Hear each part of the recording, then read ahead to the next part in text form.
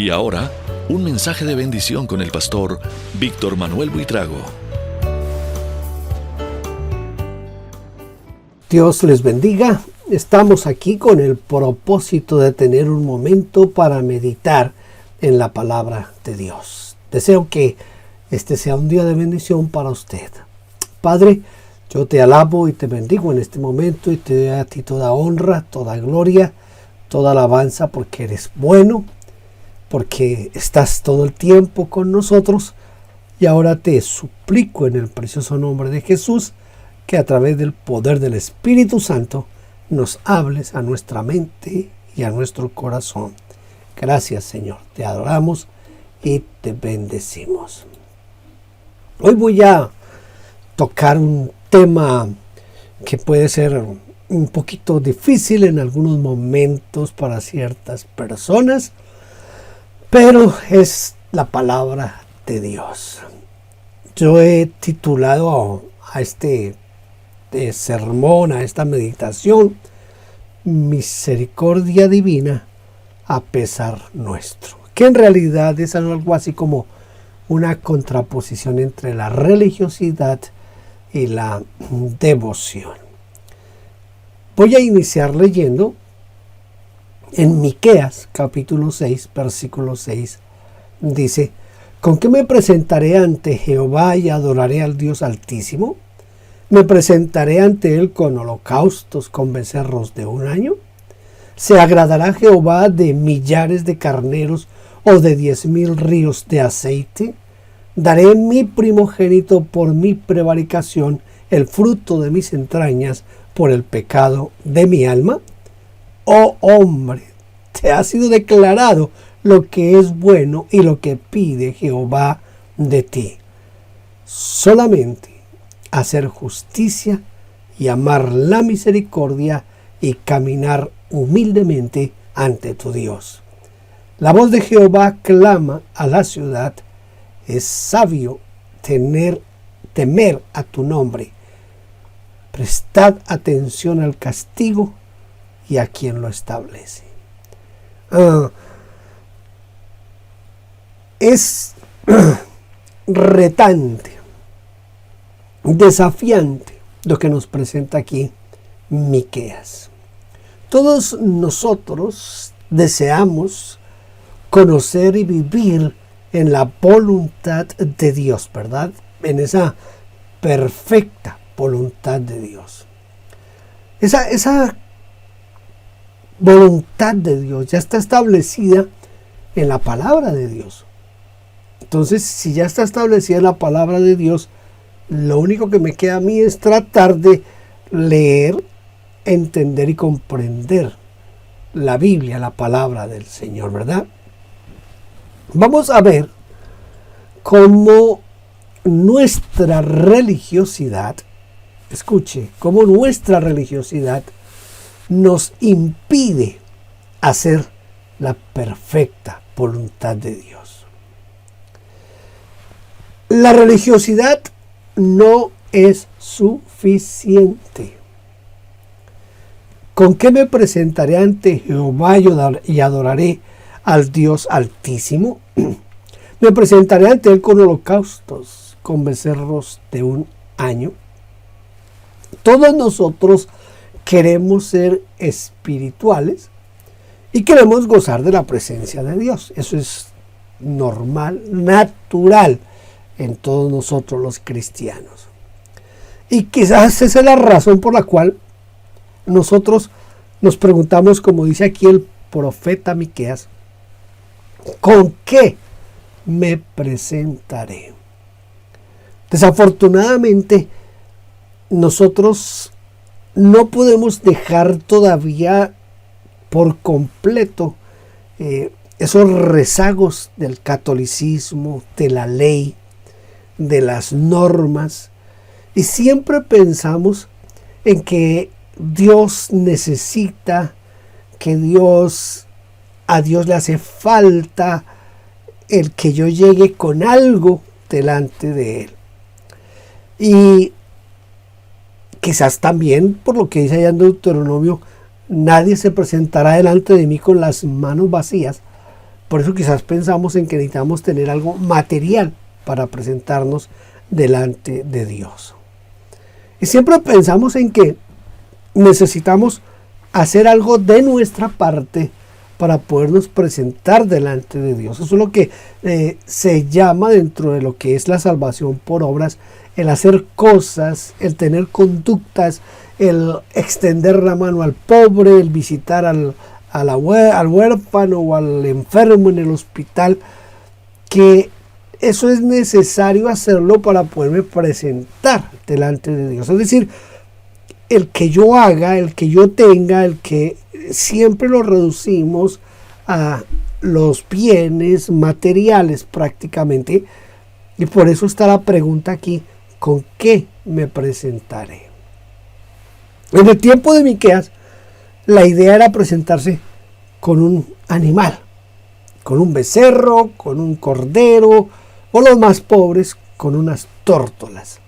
Pero había que presentarse con algo así. Pero cuando uno mira, por ejemplo, lo que dice David en el Salmo 51, él dice: tú no quieres sacrificio, que yo lo daría. Está hablando David en que hay cosas más trascendentales y más importantes delante de Dios que lo que yo pueda hacer o dar a Dios. ¿Con qué adoraré al Altísimo? Nuestra tendencia es hacer nuestra propia justicia. Y cuando hablo de nuestra propia justicia, no me estoy refiriendo exactamente a vengarme, a desquitarme del otro, sino más bien a acercarme a Dios en mis términos, en la forma en que yo dimensiono a Dios, pero no estoy dispuesto a acercarme a Dios dentro de los conceptos y preceptos que Él me declara a mí a través de su palabra. Me presentaré con holocaustos, con becerros, carneros o ríos de aceite. Todo esto significan rituales religiosos. Dependemos del templo, dependemos del pastor, dependemos del grupo de música, dependemos de muchas cosas para encontrar un ambiente propicio para la adoración y la alabanza al Señor. Nos hemos llevado a límites que aún hasta por la forma de vestir podemos determinar si estamos acercándonos a Dios en una forma correcta o no. Todo esto es pura religiosidad, que como nos peinamos, como nos vestimos, que comemos, que guardamos, todo eso es pura religiosidad. Aquí yo quiero que nos pongamos por un momento en la mente, en la visión y en la circunstancia de Miqueas, y es que en ese tiempo eso era lo normal. Eso era parte de lo que se hacía a diario, llevar sacrificios para cumplir con las normas que Dios había establecido. Esas reglas de ese tiempo tenían que ver con el cordero, con la forma en que lo llevaban, todo ese tipo de cosas. Hoy quizás puede ser el ayuno, la oración, la lectura de la Biblia, la asistencia a la iglesia, el trabajo dentro del liderazgo de la iglesia, el ministerio que desarrollamos dentro de la iglesia. Lo hemos todo circunscrito al quehacer religioso. Pensamos que es la única manera de agradar a Dios, que esa es la forma correcta de agradar a Dios. Lo externo, lo material. Pero mire, ni lo externo ni lo material es el objetivo. Yo quiero que usted entienda que esos son los medios, pero no es el objetivo. Son los medios para hacer lo que tenemos que hacer. Los versículos 8 y 9 son muy claros, porque allí Dios nos declara lo que realmente Él quiere. Él dice: oh hombre, te ha sido declarado lo que es bueno, y qué pide Jehová de ti. Escuche: solamente hacer justicia y amar la misericordia y caminar humildemente ante tu Dios. La voz de Jehová clama a la ciudad. Es sabio temer a tu nombre. Prestad atención al castigo y a quien lo establece. Dios quiere, escuche, nuestros motivos, nuestras intenciones. Dios no está tan interesado en que usted sea el maestro de la escuela dominical o quien dirige a los jóvenes o toca algún instrumento en el grupo de música de la iglesia. Dios no está interesado en que usted sea el pastor. Dios no está interesado en que usted sea el diácono. Dios quiere ver y Dios quiere de usted sus intenciones, sus motivos. Dios quiere de mí mis intenciones, mis motivos. Lo único que Dios quiere ver y descubrir y aceptar de mí son mis motivos y mis intenciones. Lo uno implica a lo otro. ¿Por qué razón? Porque si hay un corazón dispuesto, si hay un corazón con un motivo puro, con una intención santa, entonces la ofrenda que se haga, no importa qué ofrenda sea, será aceptada. Si no, no hay aceptación. ¿Qué es lo que Dios quiere de nosotros según este pasaje? Dice que Él quiere justicia. Es decir, la justicia regula la igualdad y la proporción entre las cosas. Justicia es que yo pueda tratar a mi hermano en una forma correcta. Lo vamos a ver ahorita un poquito más adelante en la manera en que Dios espera que nosotros nos comportemos con nuestro prójimo. Amar la misericordia. Amar la misericordia es aprender a ponernos en el lugar del otro. Somos muy ligeros, muy rápidos en juzgar, acusar y condenar a quien cae en pecado, pero nunca nos ponemos en la situación de ese individuo. Nunca nos ponemos en la situación de ese individuo.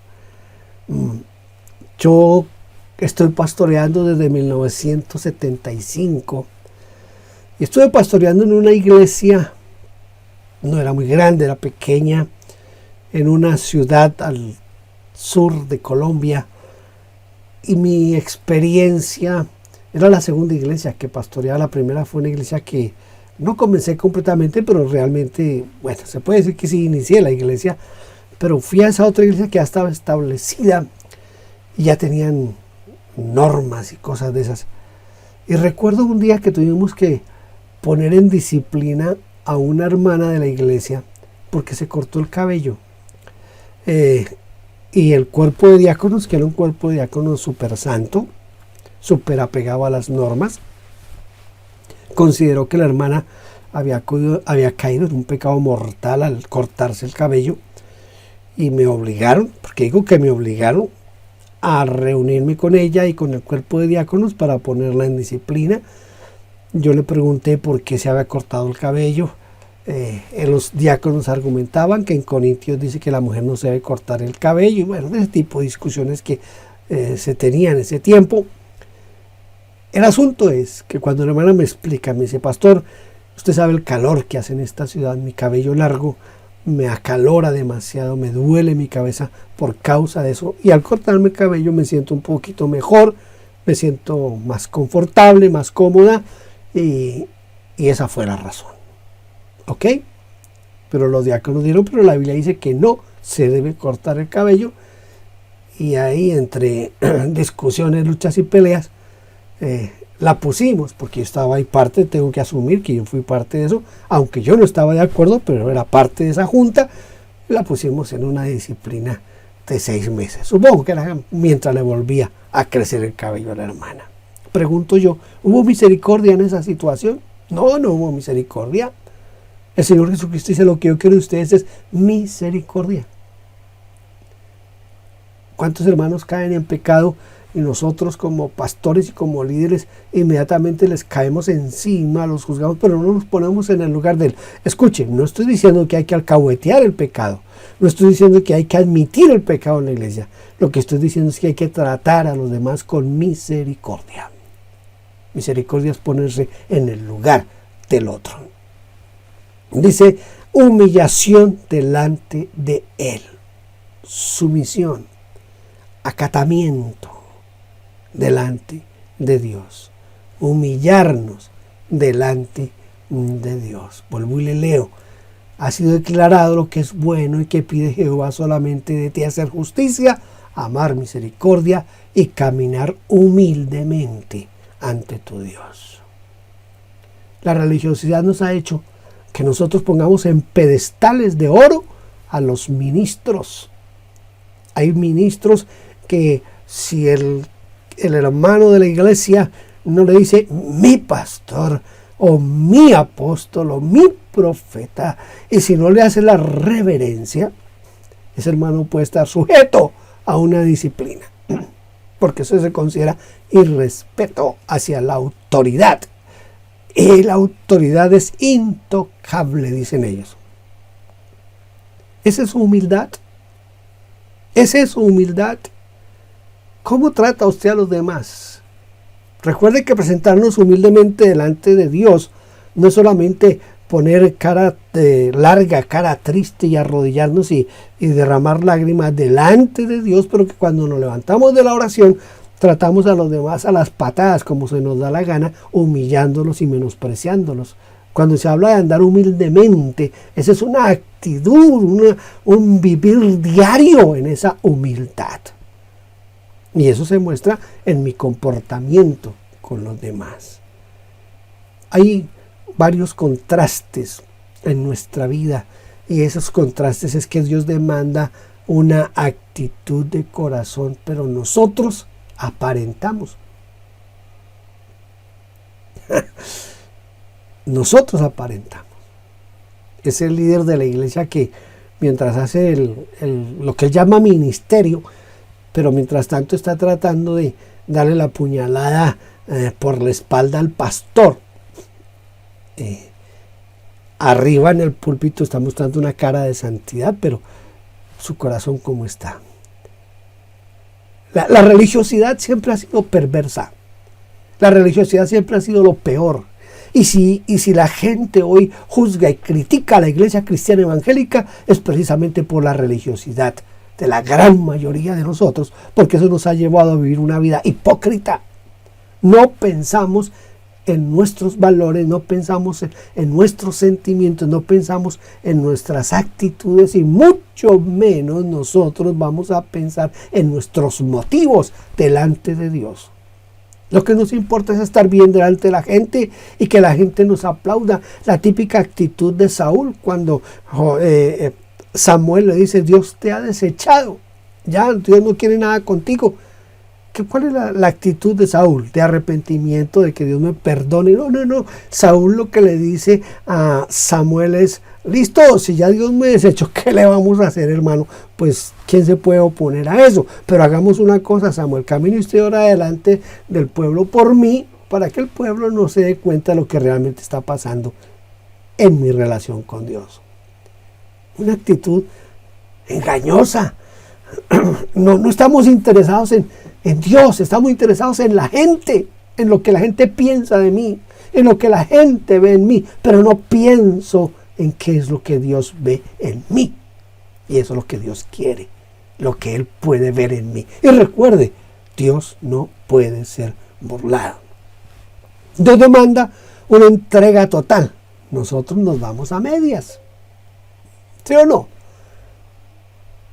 Nos entregamos a medias. Una parte para Él, pero la otra parte es para mí. El asunto es que cuando estamos repartiendo, la mejor parte la cogemos para nosotros y la otra la que le dejamos a Dios. A Dios le dejamos las sobras. Vamos a la iglesia si nos queda tiempo. Oramos si nos queda tiempo. Leemos la Biblia si nos queda tiempo. Dios espera nuestro trabajo, pero nosotros se lo dejamos a otros.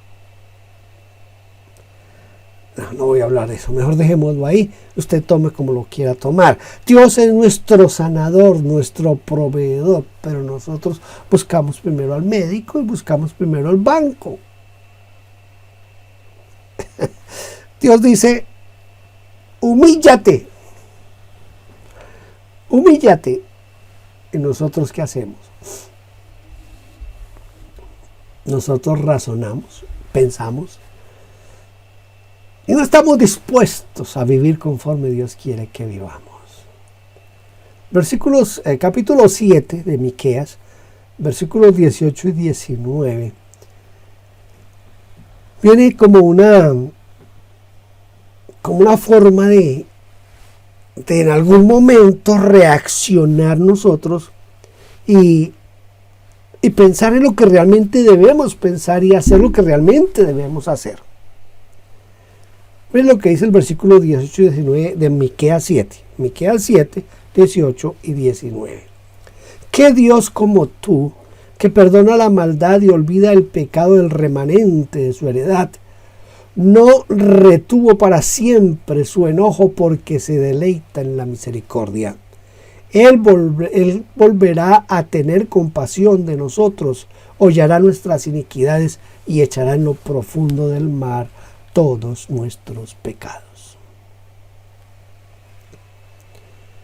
Podemos reaccionar a que lo que Dios quiere y lo que Dios espera de mí es lo que está dentro de mí. Mire, ¿cuáles son nuestros motivos? Hay un reino ahí dentro de nosotros que es el reino de los motivos. ¿Qué es lo que me mueve a mí a orar? ¿Qué es lo que me motiva a mí a leer la Biblia? ¿Qué es lo que me motiva a mí a ofrendar, a diezmar, a aportar? ¿Qué es lo que me mueve, me motiva a mí a ayudar al pobre, a visitar al enfermo? Los motivos. Solo cuando recapacitamos en eso y cuando nos enfrentamos a nosotros mismos y nos vemos tal cual somos, podemos llegar a esto que está diciendo aquí Miqueas en el capítulo 7, versículos 18 y 19. ¿Puede haber alguien con más amor que el de Dios? Usted y yo sabemos que no hay nadie que tenga más amor que el de Dios. ¿Qué Dios como tú que perdona la maldad y olvida el pecado? Eso es lo que dice aquí Miqueas. Dios perdona nuestros pecados. Dios los perdona. Es ese sentir de que no es lo que yo haga, sino es lo que Dios hace en mí. Es lo que es la misericordia de Dios en mí. Dios perdona y olvida. La forma en que lo expresa el profeta siempre me ha causado mi impresión. Dios toma nuestros pecados y los lanza a lo profundo del mar y nunca más se acordará de ellos, dice la Biblia. No permanece enojado. Dice el profeta aquí que no retuvo para siempre su enojo. El pueblo de Israel caía una vez, caía otra. Dios muchas veces estuvo dispuesto a acabar ese pueblo, pero volvía otra vez su misericordia, su amor, su gracia a levantar a ese pueblo rebelde. Hoy tenemos la garantía a través de la sangre de Cristo Jesús de ese perdón de pecados y de podernos levantar delante de Dios y poder cambiar nuestra manera de pensar y nuestra manera de actuar, porque hoy tenemos una ayuda que no tuvieron en el pueblo de Israel, que es la ayuda del Espíritu Santo. El Señor no permanece enojado para siempre. Somos nosotros los que nos queda muy difícil perdonar a otros, pero, escuche, Dios nos perdona. Y cuando Dios nos perdona, olvida completamente nuestros pecados. Nuestros pecados los lanza a lo profundo del mar. a lo profundo, a donde todavía no ha llegado el hombre, allá a lo más profundo. ¿Qué es lo que está diciendo el Señor? Mire, lo que yo estoy haciendo con sus pecados es quitárselos y olvidarme de ellos, y que ustedes también se olviden de esos pecados. Y la verdad eterna, su verdad es eterna. El Señor es un Dios eterno. Su verdad es eterna. ¿Cómo vamos entonces a presentarnos delante de Dios? ¿Cómo? Basados en nuestros alcances, en nuestros logros, basados en lo que hacemos, o presentándole al Señor nuestros corazones y diciéndole: aquí están mis motivos. Solo tú los conoces, nadie más los conoce. Y esa es la verdad, nadie más conoce nuestros motivos sino Dios y nosotros. Solo yo sé cuáles son mis motivos. Paguemos a Dios, si es que se puede hablar de pagar. Paguémosle a Dios con amor, con adoración, con una alabanza genuina de nuestro corazón, pero que sea con una entrega total. Dios está más interesado en lo que nosotros somos que en lo que nosotros hacemos. Dios quiere más lo que usted es que lo que usted hace. ¿Sabe por qué razón? Porque lo que usted es lo va a llevar a que usted haga, y lo que haga lo va a hacer solo para la gloria de Dios. Pero si usted primero no es, cualquier cosa que haga no será para la gloria de Dios, sino que será más bien para fomentar su propio ego y para que usted se autocomplazca y se sienta bien. Entonces, ¿qué podemos responder hoy cuando leemos: ¿con qué me presentaré ante Jehová y adoraré al Dios Altísimo? ¿Con qué me presentaré? Yo le voy a decir con qué nos vamos a presentar nosotros hoy. Nos vamos a presentar con un corazón puro, sincero y con motivaciones santas y sanas delante de Dios. Eso es lo que Dios quiere. No quiere otra cosa, sino que nuestros motivos, nuestros deseos, nuestros pensamientos sean solo para su gloria. Padre, yo te doy gracias en este momento por estos minutos de meditación en tu palabra, y te suplico que tú nos ayudes a presentarnos delante de ti como tenemos que hacerlo, Señor, con un corazón limpio, puro, sincero delante de ti. Tú que conoces nuestros pensamientos, nuestros motivos, Señor, queremos que tú, Señor, nos ayudes para que seamos puros y santos delante de ti, no delante de los hombres, sino delante de ti. Gracias en el nombre de Jesús. Amén. Dios le bendiga. Espero que esta meditación le ayude en algo en su vida espiritual. Gracias por vernos. Déjenos su huella suscribiéndose y comentando. No olvide campanita y compartir. Dios le bendiga.